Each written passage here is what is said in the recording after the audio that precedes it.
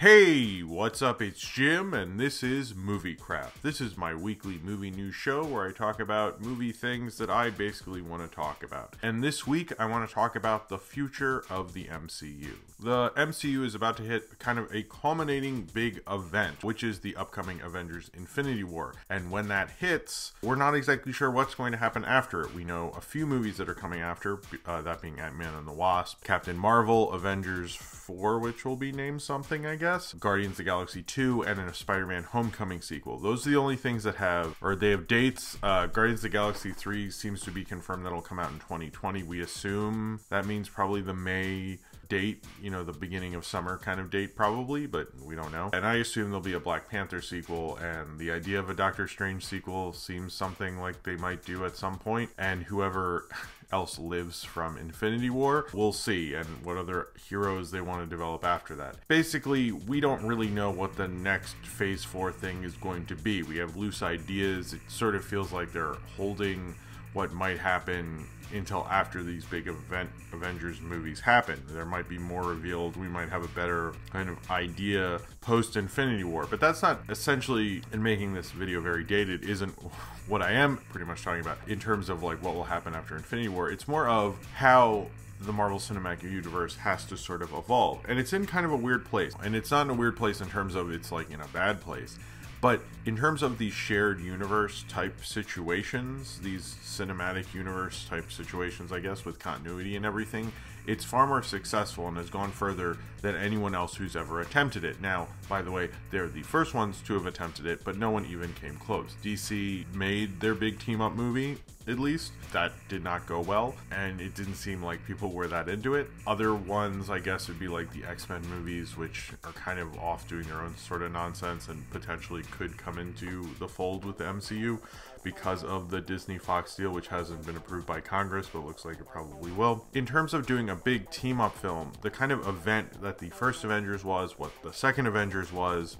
that now the third Avengers Infinity War is, you can't really keep doing that. Is this thing with comic book movies that started with the beginning of them, which was, I can't believe they did this on the big screen. I can't believe they did this comic book thing and they brought it to movies. And comic book films have kind of evolved past that, but the MCU has kind of found new ways to basically go like, oh, well, you never thought we'd get continuity going up to an Avengers movie, which we didn't. No one thought that was possible. So then, you never thought that they would have all this continuity keep going and work as well as it does and have things like Avengers Age of Ultron or Captain America Civil War. And I think up until Avengers Infinity War, there wasn't kind of an event that seemed almost comparable to what they did with the Avengers, where it's like, oh wow, you've gotten everyone together, you've done this thing that we all knew you would get to, but the fact that you've actually done it just seems mind-boggling, that like no studio could dream of making an event like this, and you have done it. But you can't just keep doing events like that, regardless if they get Fantastic Four and X-Men and have them all involved, which probably wouldn't make sense because suddenly they're mutants. That's weird. Is that I think the thing that the MCU, and kind of by accident, has sort of had happen to it, is having its other franchises kind of break out. And at first, I think their main franchise, meaning, you have Iron Man, Captain America, Thor, Ant-Man, Doctor Strange, Guardians of the Galaxy, Spider-Man, and Black Panther. And at first, I think the first real franchise that broke out that no one thought would was Guardians of the Galaxy. No one thought it would be this huge hit and become like, it was the highest grossing movie of that year for most of the year until American Sniper came out. But it still like shocked everybody. And it became kind of like this bigger franchise within the MCU. And before that film, the only franchise that really was the big breakout one was Iron Man, and that was the first one, and that sort of makes sense in a way. And it shows that the MCU can have other franchises that will be the big event that are not just the team-up film. And in a more extreme case, I guess, would be Black Panther, which is now the highest grossing MCU movie, at least in America. I'm not sure internationally what it is now. It's just like making tons and tons of money. In effect, like, I think it like Guardians of the Galaxy seemed like crazy how well that thing did, and Black Panther went even crazier in terms of financially. And I think that is actually the future of comic book movies and superhero things, and the MCU is not making an event every couple years. That I don't think is interesting to people, And it's almost like Infinity War is the big thing, but I think it shows like what Age of Ultron didn't live up to, is because you can't just do a team up thing every, 2 to however, it was like 3 years later. That was exciting, and I actually am probably an Age of Ultron apologist in a certain regard, and I enjoy that film, but I don't think it is going to be the exciting thing that it was before. And certainly it was financially successful. I think it's one of the highest grossing MCU movies. But in terms of getting an audience excited and into it and happy to watch this movie 1,000,001 times, Guardians of the Galaxy did that. The Avengers did that. Black Panther did that. Certainly there are other films do. I think Ragnarok was a bigger hit than anyone previously thought a Thor movie would be, and so forth. But it shows that they're trying to improve, not just have the big event be all hands on deck. It feels like as Marvel's gotten more and more successful, they're trying to make all of the other franchises into events as well, making them somehow more world dominating than ever before. So I think when you see things like Captain Marvel and now a Spider-Man MCU movie, those are events. Spider-Man Homecoming actually overperformed, mostly because the August box office was fucking bullshit and nothing was out and people just kept seeing it, frankly, but also because people liked it, and the fact that they had a Spider-Man movie made within the MCU was exciting to people. That's an event. Captain Marvel is an event.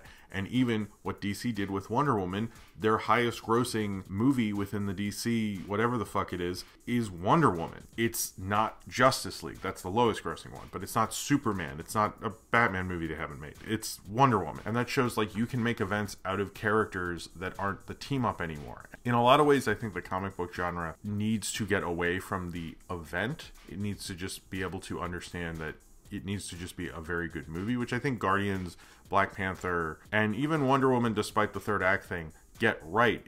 Or even, Deadpool or something. I didn't like Deadpool that much, but it's like they work in that way where they make themselves like quality, entertaining films as well as being that event. Often what will probably happen is they'll have to work on more of the entertainingness and less of the event quality to it. But I still don't think we're necessarily there yet, but what will happen with the MCU in Phase 4 is making these smaller films into events like Black Panther, because the potential is there. People actually are more excited for like the little steps along the way. That might be because of the increase of people watching TV and liking the episodic nature of storytelling and not needing that big cinematic event every couple of years anymore. I don't think they needed it before, but it seems like they're less and less needing it now. Even in fact, Phase 3 was all over the place in terms of timeline. I mean, Black Panther takes place right after Civil War, whereas Homecoming takes place months after, despite coming out before. I don't know when Thor Ragnarok takes place. It's all like very confusing. So the whole idea of the MCU is becoming more malleable and more about this entertaining nature, and making these smaller films like a Captain Marvel will be an event. Spider-Man Homecoming was an event. Black Panther, Guardians of the Galaxy, because you don't need the big event, you just need tons of little ones. And I think that's what the future of the MCU is going to probably be, is just making each of these characters into the big movie. I don't feel like they really were doing that before.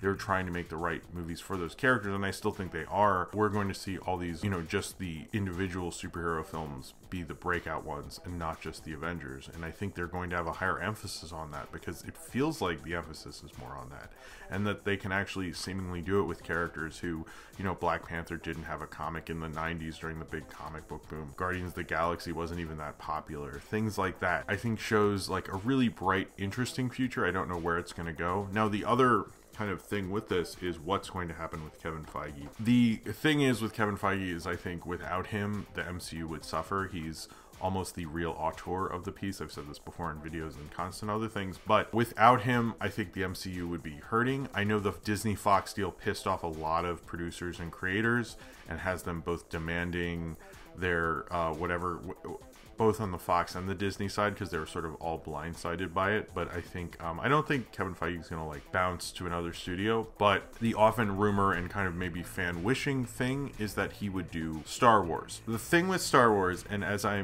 love reading about the production of Star Wars films, but it seems like Star Wars films are always just a nightmare to make. Like all of them, like not just like the ones we have now, like the prequels, Like the original films, they're always just like an absolute nightmare. And I do think he could probably run the Star Wars universe probably very well, potentially better than Kathleen Kennedy, but I think Kathleen Kennedy makes sense for it because she was with Lucas and Spielberg from Raiders of the Lost Ark on, so she knows that world and how the, you know, the older Hollywood guard works. She's kind of like a last kind of person within that, was kind of trained within that group, so it sort of makes sense in a lot of ways. I think if you want to continue into the future, a lot of times with Kevin Feige and Star Wars, it's not if, it's more like when, and when will that happen. And I think when he leaves the MCU, I really hope whoever they get to replace him is worth it, because he is one of the big Hollywood producers of all time. He's a producer that almost everyone is envious of. He's like a David O. Selznick type of character, and I hope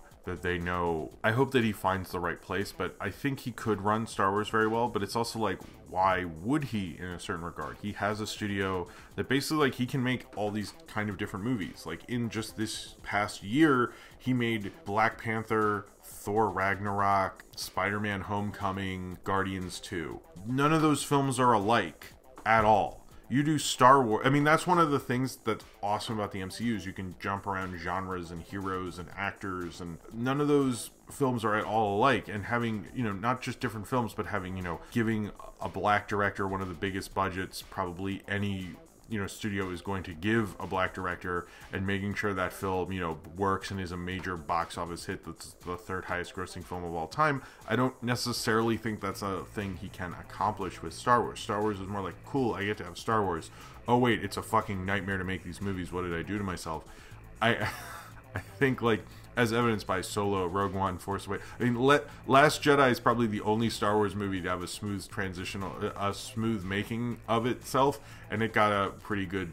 Supposedly, I haven't watched the director and the Jedi thing, but apparently that even looked like it was hard to make, like it exhausted everyone. So I think in a lot of ways, like, Kevin Feige gets to be more challenged by the MCU, and I'm curious, like, what he will ask Disney to let him do in the next phase 4 and beyond. And whether it's Skrulls, whether it's whatever it is, I think his future is maybe the bigger question, because without him, I would be worried about the MCU. I'm not worried because he's in charge, and I think he's an amazing producer, and I think he's done a great job of, like, showing how each of these superheroes has a different feel and infecting them with different genres. And, you know, he's someone who loves Hollywood showmanship and loves, like, getting the audience into it. And of course he's the guy who wants all the smaller movies to be kind of their own individual different events. Of course he is. He is that kind of a producer. He loves going to Comic-Con. He loves making the fans be into it, and he gets better at it as he goes on.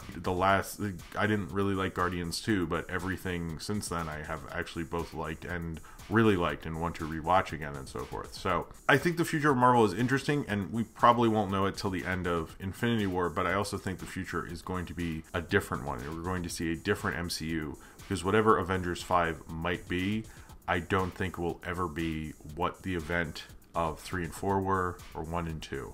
I think what it will be is, cool, there's a new MCU movie.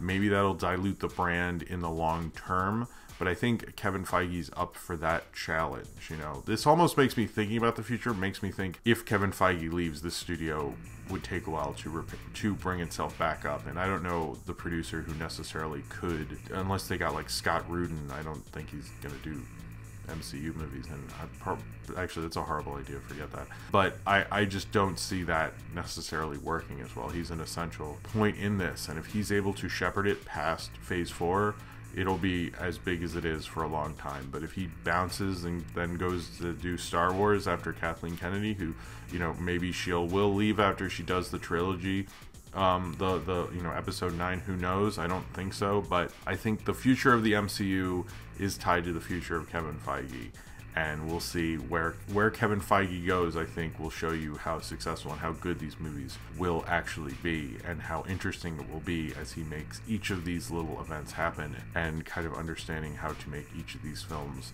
the events and breakout films that they could potentially be after they've seen the success of Black Panther.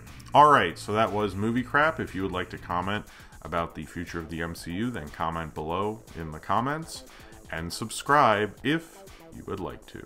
And this episode of Movie Crap was edited by Sean Key, who's doing an amazing job editing Movie Crap and deserves a lot of credit for that. So go on and subscribe to his channel and check him out because he definitely deserves it, and he's really been instrumental in getting Movie Crap back to you. So a big thank you to him, and thank you for his awesome editing.